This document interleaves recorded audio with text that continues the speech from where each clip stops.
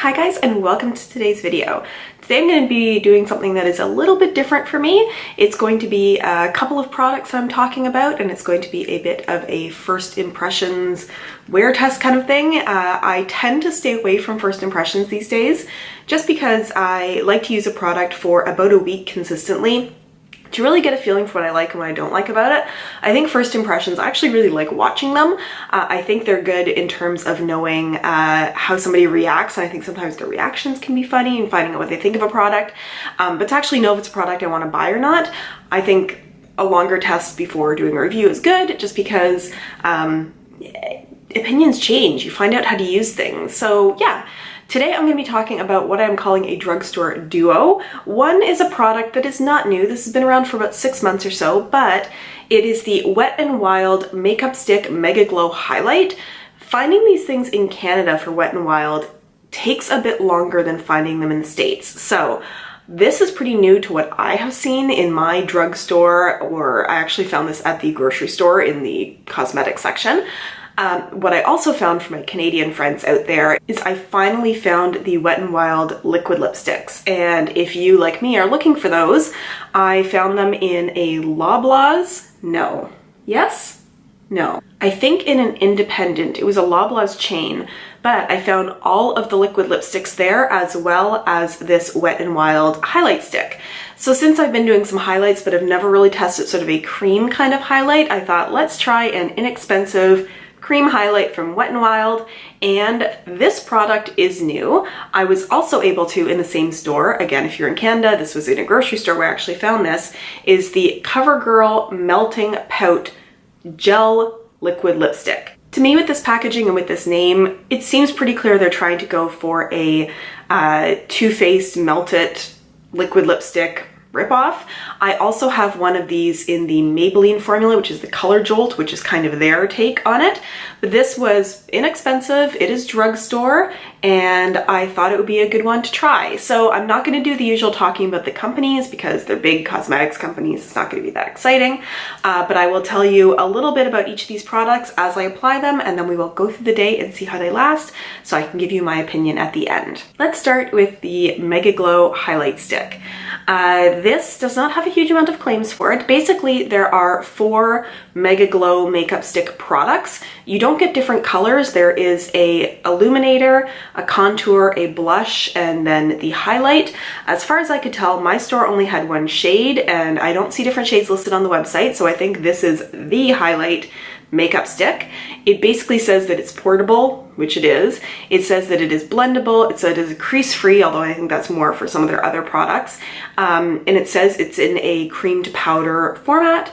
So that is the claims about this. I am curious to get this on my face. I stand corrected. I think there actually might be different shades of this, because this is 800 When the Nude Strikes.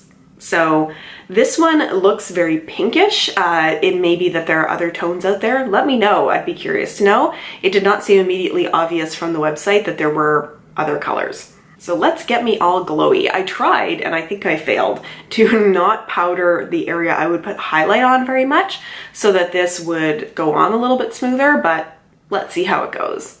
Start with the cheekbones. So I can see right away it going on there. So let's see if I can. Ooh, I actually think that's really pretty. It doesn't seem to be highlighting pores too much, and it seems to be going on fine even top of where I put a little bit of powder by mistake this morning. That's actually a nice soft glow.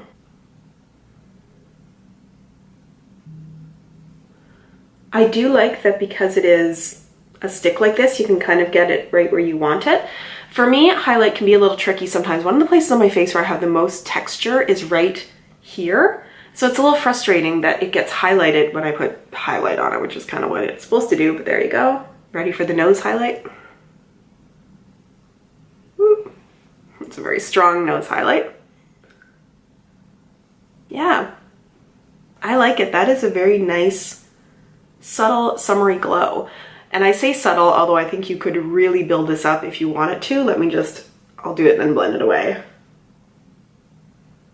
Yeah, I mean, if you want it to get like crazy glow, that's possible to do. And it almost looks like it has a little bit of like a duochrome, almost purpley bluish duochrome to it.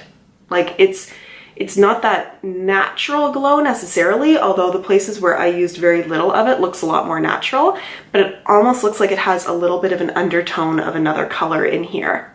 For the fact that I think this is like $4 in the States and I think maybe like $6 here in Canada, that's a good amount to highlight. And I'm really happy with how pretty that's looking. For the CoverGirl Melting Pout, it claims it's going to be high impact, opaque, creamy, and rich. So all things saying there's going to be a lot of color coming off on this. It says it performs as well as a $20 lipstick, which I think is their direct comparison to the Too Faced melted lipsticks. So that is what we are comparing this against. I say that, I have never used one of those. This girl prefers drugstore as much as possible. So we are going to test this out. There are 12 colors of this, everything from nudes to brights to purples to blues, berry tones, and they all seem to have a pun on the word gel in their name. This one is gelful. I don't know what that's supposed to mean. Gelful? Gelful. Like, what is that a takeoff on? I actually think the French one, Gelée Jubilante, is a little bit more, like, I understand that a little bit more. Gelful. Anyway, that's not the point. But there is a wide range of these colors. I got this one because it's a color that I like. These are the kinds of colors that tend to look good on me.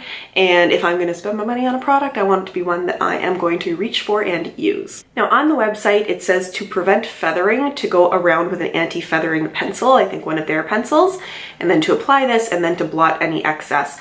I'm not going to use a lip liner. I tend not to, and I'm just curious about how this is going to go. I can see with some of the richer, brighter, like more impactful colors, you might want to use a lip liner, but we are going to go in with this. So it has the little foamy tip there, the same as the Maybelline Color Jolt or the melted lipsticks. I really like this kind of applicator. It's probably one of my favorites. And I'm just slowly squeezing it now to get the color to come up through. Zoom in with the application? Sure.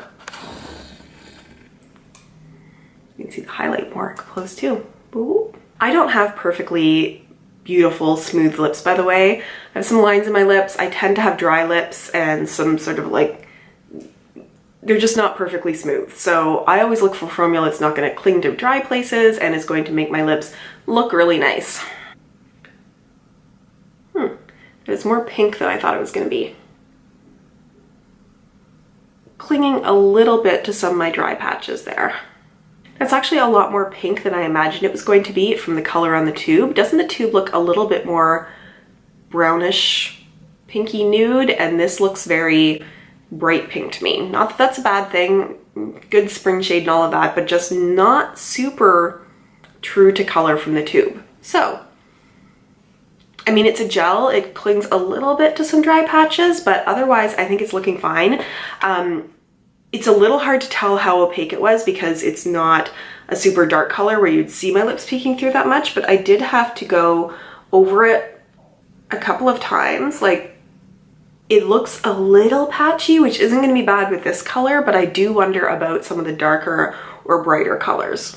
So that is the first impression of this. I am going to get on with my day and do check-ins hopefully along the way. I'm sure I'll remember to do it along the way. And then I will also let you know what I think at the end of the night. So far, I am happy with the highlight. I am wishing that this color was a little bit closer to what I imagined it to be, which was a little bit less bright, a little bit more nude, but hey, I can get outside my, nude comfort zone. That's okay. Gonna get on with my day and I'll be back a little bit later. So I'm doing a quick car check-in. Don't worry, not moving, not driving at the moment. The highlight is going strong, if you can see that. It's been a couple of hours and I feel like the lipstick has faded a little bit. I still feel it there on my lips, but it feels like the color's not quite as bright as it was. So I'm going to be going in and back home and making lunch and stuff. I'm sure it's not going to last through lunch. It doesn't claim to. It's a gel. but it feels like it's not as vibrant as it was a couple of hours ago.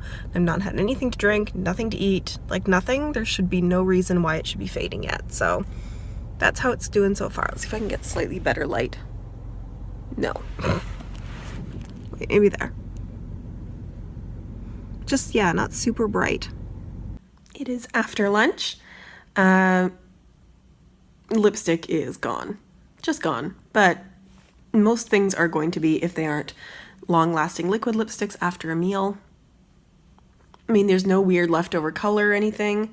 The highlight, it's a little hard to tell on this camera, but it's still doing its thing. I don't know that I'm going to apply the lipstick right now, just because I'm not going anywhere. I don't know that I need to. I mean, my lips are fine. They are hydrated. I could put it back on, no problem. I might just put it on again towards the end of the day when I'm doing my last check-in on the highlight. So far so good. Hey guys, it is the end of the night. Well, not the end of the night, but it is a point where I've had this on for about 8 hours now, and I'm ready to take it off of my face and give you my thoughts, my first impression thoughts, but my thoughts on wearing it today. Let's start out with the highlighter. So it might be a little hard to tell in this light, but it is still there. Like when I look in the mirror, I can still see it. Although it has faded, I will say that. There has been fading, but also I was like leaning a lot. Like when I do work, I tend to like do that. I was trying not to, but I did it a few times, but it is still there. And I have to say the nice thing about this is, you know, if after 4 hours you look and you think, oh, it's not as highlighty as I want, or I've been at work all day and now I'm going out and I'm going to be in a bar where I want a little bit more highlight. I mean, it's silly. Sometimes people say, oh, and it's portable. You're like, yeah, okay. But I mean, this as compared to bringing a brush and a powder with you, it's true, it is much more portable. So you decide you want a little bit more highlight, or you decide you want to go out to a bar, and boom. Back up to the high level of highlight again that you want. And it seems to, for me, blend perfectly fine, even though I did have some powder products there. It doesn't seem to make a difference. And I didn't do my Cupid's bow before, but ooh, it's a little too highlighted. But it actually works really nicely there because it's almost like having a lipstick to put on. So as far as the Megaglo highlight goes, I think this is a thumbs up. I can see reaching for this over and over again because I do think it gives you sort of one swipe and blend it, a very wearable shade, but then you can really build it up to something that has quite a bit of iridescence to it, which is pretty cool. Now let's talk about melting pout, because I also have feelings on this. I have none of it left on my lips now, so I'm just going to apply a little bit more so we can see the color again.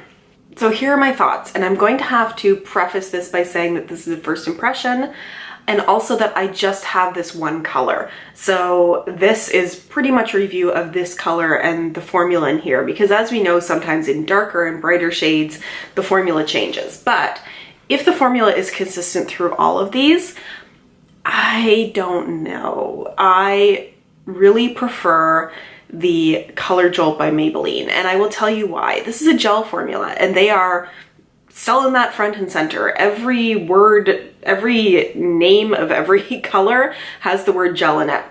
But the thing is, it doesn't apply in a very consistent, like it's patchy. I can still see my lips through it. And with this color, that's not too much of a big deal because it's kind of a nudie pink kind of color.